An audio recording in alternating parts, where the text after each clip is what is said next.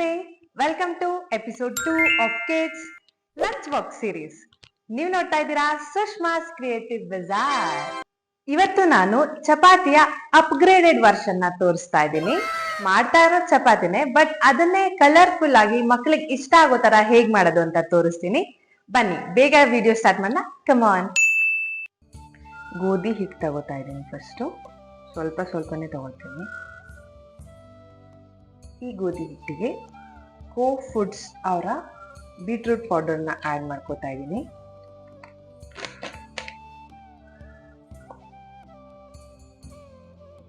ಸ್ವಲ್ಪ beetroot powder,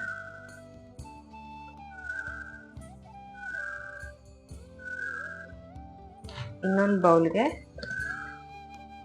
carrot powder ಹಾಕ್ಕೊತಿದ್ದೀನಿ. ಇನ್ನೊಂದು ಬೌಲ್ಗೆ ಮೊರಿಂಗಾ ಪೌಡರ್ ಅಂದರೆ ನುಗ್ಗೆ ಸೊಪ್ಪಿನ ಪುಡಿನ ಆ್ಯಡ್ ಮಾಡಿಕೊಂಡೆ. ಇನ್ನೊಂದು ಬೌಲ್ಗೆ ಚಿಟಿಕೆ ಅರಿಶಿನ. ಇದಕ್ಕೆ ಸ್ವಲ್ಪನೇ ನೀರು ಹಾಕ್ಕೊಂಡು ಮಿಕ್ಸ್ ಮಾಡ್ಕೊತೀನಿ.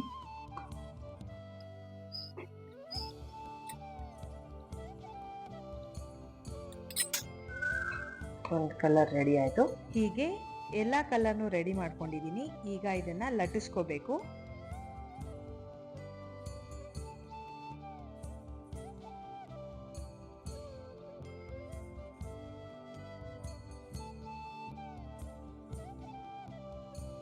ಲಟ್ಟಿಸ್ಕೊಂಡಿದ್ದು ಆದಮೇಲೆ ಕುಕ್ಕಿ ಕಟರ್ನ ಯೂಸ್ ಮಾಡಿ ಯಾವ್ಯಾವ ಶೇಪ್ ಬೇಕೋ ಆ ಶೇಪ್ನ ನಾವು ಪ್ರೆಸ್ ಮಾಡಿಕೊಂಡು ಕಟ್ ಮಾಡ್ಕೊಳ್ಳೋಣ.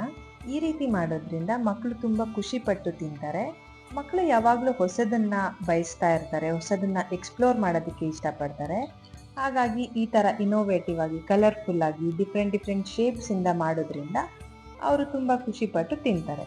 ನೆಕ್ಸ್ಟ್ ನಾನು ಎಲ್ಲ ಕಲರ್ ಚಪಾತಿನೂ ಒಂದೊಂದಾಗೇ ಲಟ್ಟಿಸ್ಕೊಂಡು ಒಂದ್ರ ಮೇಲೆ ಒಂದನ್ನು ಇಟ್ಟು ಅದನ್ನು ಮತ್ತೆ ರೋಲ್ ಮಾಡ್ತೀನಿ. ಹೀಗೆ ರೋಲ್ ಮಾಡಿರೋದನ್ನು ಚಿಕ್ಕದಾಗಿ ಕಟ್ ಮಾಡ್ಕೋಬೇಕು.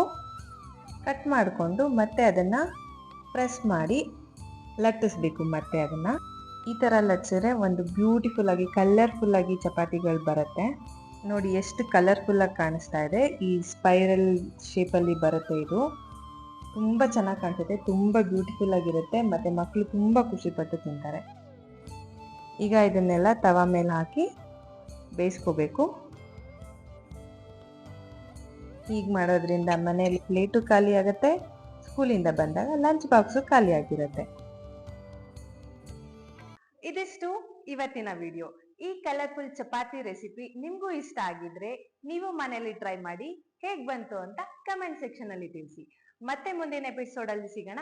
ಅಲ್ಲಿವರೆಗೂ ಬಾಯ್ ಬಾಯ್.